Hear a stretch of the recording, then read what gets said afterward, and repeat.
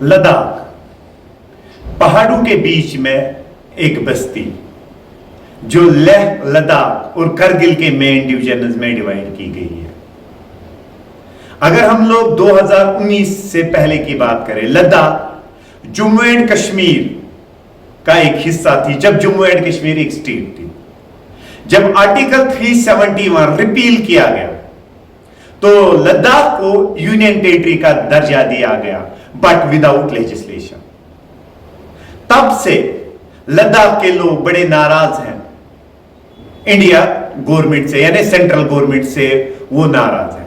तब से अगर हम लोग बात करें, जो अपेक्स बॉडी ऑफ लेह है और करगिल डेमोक्रेटिक अलायंस, वो कंटिन्यूअसली ये मांग कर रहे हैं कि लद्दाख को 6th शेड्यूल में लाया जाए। सोनम वांगचुक जो एक एजुकेशनिस्ट है, जो एक एनवायरमेंटलिस्ट है, उसने भूख हड़ताल स्टार्ट की है। वो कहते हैं कि हम लोगों की जितनी भी मांगे हैं वो पूरी की जाए। लद्दाख की अगर हम लोग बात करें, इंडिया के लिए इसकी बहुत ही ज्यादा एक इंपॉर्टेंस है। तो लद्दाख की अगर हम लोग सबसे पहले बात करें, इसकी एक जियोपॉलिटिकल इंपॉर्टेंस है, क्योंकि Ladakh central Asia, eastern Asia के साथ इंडिया को कनेक्ट करता है। लद्दाख की अगर हम लोग बात करें, ला मीन्स पासेस और दाख मीन्स लैंड, यानी लद्दाख के जरिए इंडिया जो है डिफरेंट कंट्रीज के साथ कनेक्ट है। दैट मीन्स इसकी जियोपॉलिटिकल इंपॉर्टेंस है। उसके बाद अगर देखें, लद्दाख एक साइड में चाइना है, दूसरे साइड में पाकिस्तान है।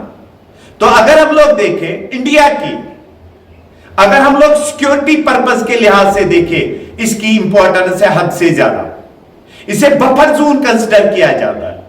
यहां पे सियाचिन ग्लेशियर जो दुनिया का हाईएस्ट बैटल ग्राउंड है, वहां पे इंडिया की आर्मी जो है साल के 12 महीने रहती है। और अगर गवर्नमेंट का इस इलाके से ध्यान हट गया तो इंडिया की सिक्योरिटी के लिए प्रॉब्लम हो सकता है। अब लद्दाख की अगर हम लोग बात करें, इसका एक बहुत ही ज्यादा टूरिज्म पोटेंशियल है, क्योंकि यहां पे डेजर्ट पाए जाते हैं, कोल्ड डेजर्ट्स, यहां पे पहाड़ पाए जाते हैं। अब अगर बात करें, ये जो लद्दाख है, लद्दाख को कहा जाता है लामा लैंड और लिटिल तिब्बत। लद्दाख की बात अगर करें, यह सतह समंदर से 9,000 मीटर से लेके 25,170 मीटर के अल्टीट्यूड पे पाया जाता है। लद्दाख के अंदर मोस्ट ऑफ द टाइम दो ही रिलीजन है, एक दैट इज बुद्धिज्म और दूसरे मुस्लिम। मोनेस्ट्रीज, ओल्डेस्ट मोनेस्ट्रीज जो है लद्दाख के अंदर पाई जाती है, यानी लोग लद्दाख जाते हैं इन मोनेस्ट्रीज को देखने के लिए।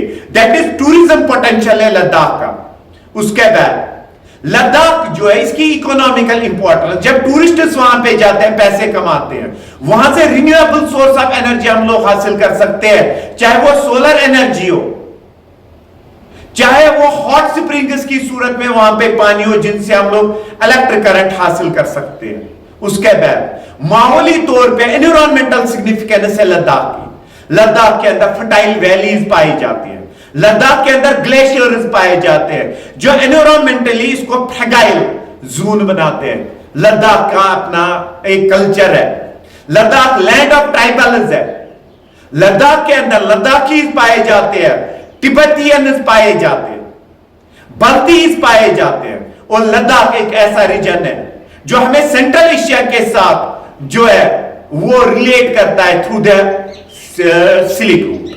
अब अगर हम लोग बात करें, लद्दाखी लोग जो है ये क्यों कहते हैं कि हमें 6th शेड्यूल में लाया जाए।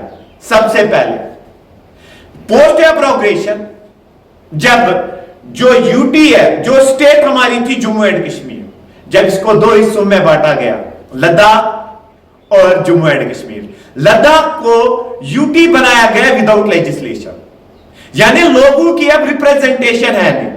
इससे पहले अगर हम लोग देखें, जम्मू एंड कश्मीर जब स्टेट थी तो वहां पे था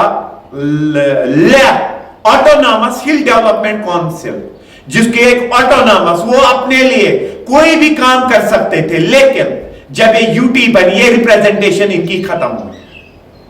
लद्दाखियों का कहना है क्योंकि यहां पे अब लेजिस्लेचर असेंबली नहीं है, तो जो ब्यूरोक्रेट्स है वो जो चाहते हैं वही हो सकता है, इनकी रिप्रेजेंटेशन कहीं भी नहीं है।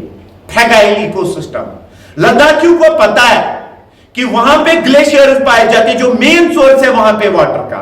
इनको लगता है कि अगर यहां पे माइनिंग स्टार्ट की गई, वो इन ग्लेशियर्स को तबाह कर सकती है, वो इन पहाड़ों को खत्म कर सकती है, जिसकी वजह से इनकी जो इथेनिसिटी है वो खत्म हो सकती है। अब सेंसिटिव बॉर्डर्स, एक साइड से पाकिस्तान, दूसरे साइड से चाइना। इनको लगता है कि अगर हमें रिप्रेजेंटेशन नहीं दी गई तो ये जो कंट्रीज है ये हम लोगों के लिए नुकसानदेह बन सकती है। लद्दाख के अंदर मोस्ट ऑफ द पॉपुलेशन है, 75 से अब वो जो पॉपुलेशन है वो ट्राइबल्स की है। इनका अपना पहनावा है, इनकी अपनी भाषा है। ये चाहते हैं कि वो जो है वो बरकरार रहे, इसके ऊपर कोई छेड़छाड़ ना हो। और लद्दाखी ये चाहते हैं कि इनको 60 शेड्यूल में इसलिए लाया जाए क्योंकि ये पिछड़े हुए लोग हैं। ये चाहते हैं कि इनके इलाकों में ये जो है वो डेवलपमेंट हो। अब अगर हम लोग बात करें लद्दाखी क्यों चाहते हैं, सोनम वांगचुक जो इस समय स्ट्राइक पे है, वो चाहते हैं कि हमें 60 शेड्यूल में लाया जाए। अब 60 शेड्यूल जो है हमारे कॉन्स्टिट्यूशन का, चाहे आप लोग आर्टिकल 371 ले ले, चाहे आप लोग आर्टिकल 244 ले ले, इसके तहत लद्दाख के अंदर जो भी एरिया 60 शेड्यूल में आ जाता है, वहां पे क्या बनाए जाते हैं, ऑटोनॉमस डिस्ट्रिक्ट्स, वहां पे बनाए जाते हैं ऑटोनॉमस रीजनल काउंसिल्स। अभी तक इस 60 शेड्यूल में सिर्फ 4 स्टेट्स इंडिया की है, मेघालय है, मिजोरम है, त्रिपुरा है, आसाम है। अभी 60 शेड्यूल में ये इसलिए चाहते हैं जब एडीसीज या एआरसीज बनाए जाए, वहां के विलेजेस जो है वो अपने क्वार्टर्स बना सकते हैं। अगर कोई झगड़ा हो, कोई प्रॉब्लम हो, ये उसको सॉल्व कर सकते हैं। अब सेंट्रल गवर्नमेंट के लॉज, स्टेट गवर्नमेंट के लॉज वहां पे एप्लीकेबल नहीं होंगे तब तक जब एक इंसान को 5 साल की सजा होगी, तब सेंट्रल गवर्नमेंट को ये जो है कह सकते हैं थ्रू द गवर्नर।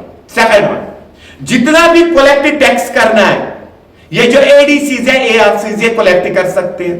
इन्हें अगर रेवेन्यू कैसे जनरेट करना है ये कर सकते हैं। रॉयल्टीज, अगर ये माइनिंग करवाएंगे, वहां से पैसा किस लिहाज से ले लेना है वो ले सकते हैं। अगर इनको लीज पे जमीन देनी है, ये एडीसीज और एआरसीज दे सकते हैं। यानी ये आप लोग मान लें विद इन ए स्टेट एक छोटी सी कंट्री होती है जो अपने हुकूक को मनवाना चाहते हैं, जो भी ये चाहते हैं वो इसके जरिए इनको हो सकता है। लेकिन इंडिया की गवर्नमेंट जो है वो इसको इस शेड्यूल में नहीं लाना चाहते, वो इसलिए इसको लाना नहीं चाहते। वो कहते हैं कि अगर हमने लद्दाख को इस शेड्यूल में लाया, हमें बहुत सारे स्टेट्स ऐसी हैं जो हमें कहेंगे हमें भी इस 60 शेड्यूल में लाया जाए। लेकिन लद्दाख की एक जियो स्ट्रैटेजिकल इंपॉर्टेंस है।